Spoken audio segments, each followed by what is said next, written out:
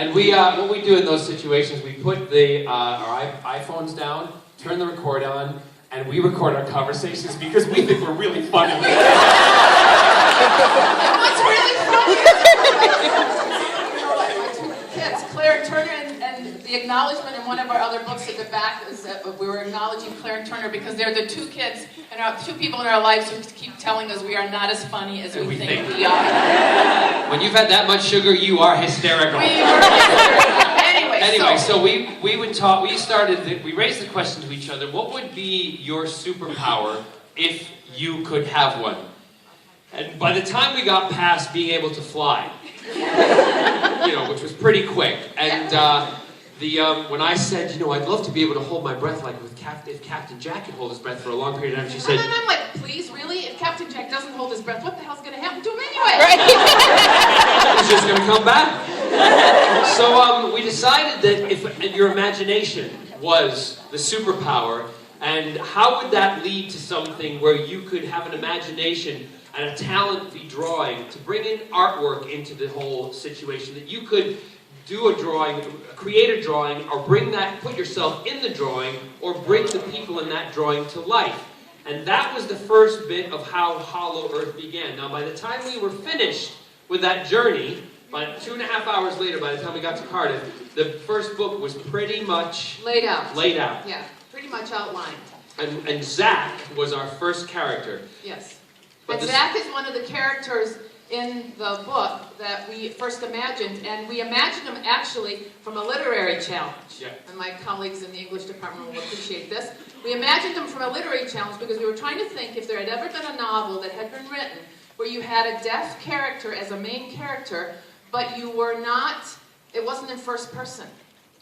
And we could think of a number of novels with deaf characters, but we couldn't necessarily think of very many where the deaf character was in third person, because that would be really very much of a challenge to do. So we were playing off of that, and then by the time we got to Cardiff, our sweeties were all done, our candies were gone, and we had the outline for the book. Correct, and then she started on the wine. So the story is about Matt and Emily Calder, twins, who, I'll just give you this little brief thing, twins who live with their single mom in central London. They are animari, part of a sect that can bring animation or animate drawings or put themselves into drawings.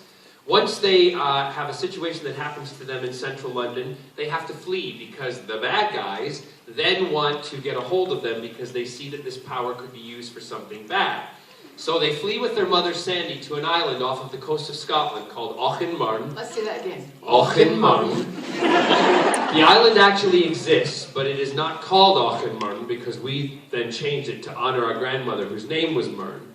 And we used to go there with her and my mom and dad and our family to this island on little vacations, where they would try to leave me and get rid of me. Clearly, it never worked. No. So they go up to stay with their grandfather, and they meet Zach and other characters that are involved in the book. And in a nutshell, on the island is where their adventures begin. Because on the island, there are some deep, dark secrets.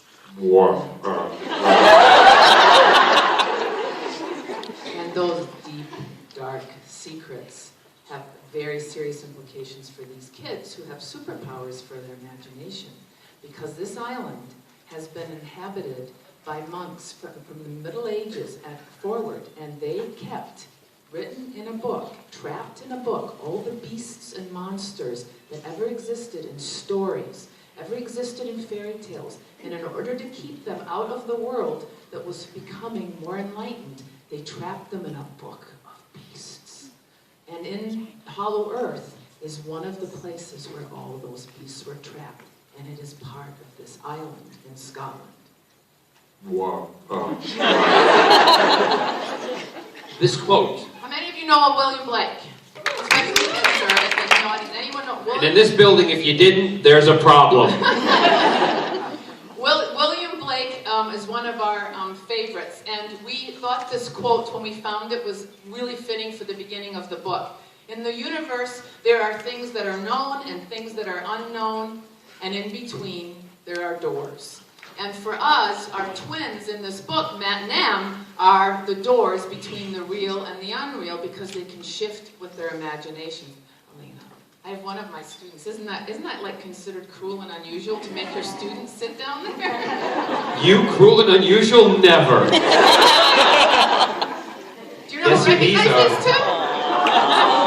I know, isn't that awesome? I look great in a skirt. Carole looks like a munchkin. It was later that she sprouted. What's really sad about this is that my mom sent him to school in shorts and a shirt and tie. Don't you talk bad about my mother. My mother too. All right, can we go? Let's go to the next one. And we'll do a little audience interaction, and then Molly's going to chat with us. Do you have a look at this painting? This is a painting that inspired part of the story. And Carole and I have had the great pleasure the last few days of traveling around the Midwest, and we've gone to different schools. In fact, we brought a school here to Alverno today to do a presentation with them. And I think it's really nice if you guys can get involved the same way they did. If you just raise your hands, we'll find out and speak quite loudly. Or loudy. What do you observe about this painting in particular? Anything that sticks out? If you've got kids around you, we can kids, see the kids' hands. young ones. We'll pick for them. Anyone? Don't be what afraid. What do you notice about this? Yes. The dude is calling out. The dude is calling out. For those of you who don't understand 21st century lingo, the boy is climbing out of the picture.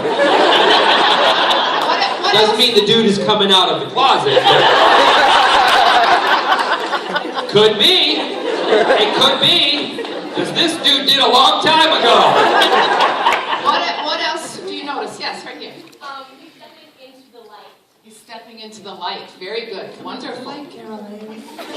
Yes.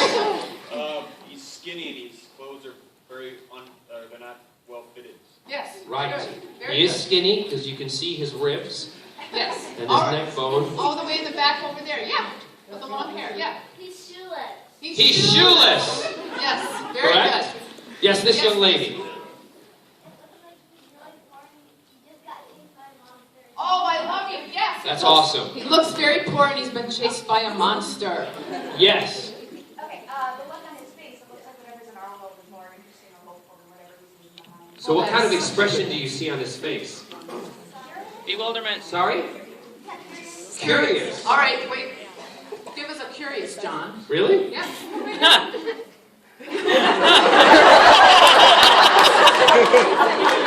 Any other expressions? What other expressions?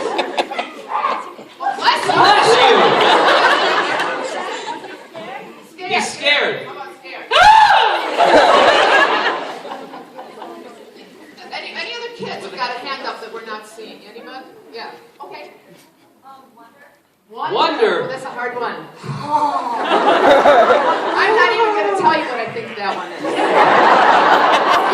I actually might have just done it. Anyone else? Anyone else? Yes, one right here.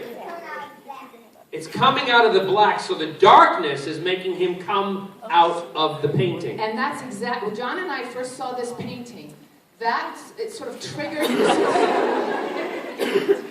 I've lost my partner here. Sorry, no, I was having an eye Having a off. moment, an eye off? Okay. With Kenny Chesney. One in of the front. things...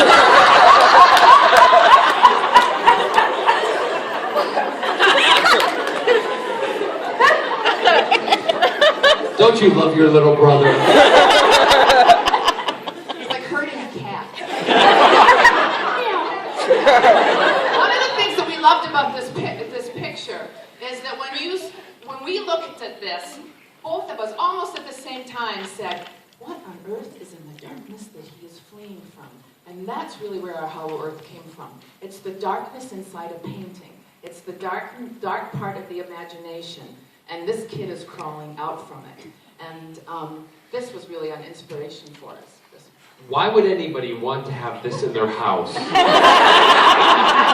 Can you imagine? No, those eyes following you all the time? It would be like living This with you. is the favorite piece of work that we have in our art collection, and it's in your bedroom for the next 3 nights.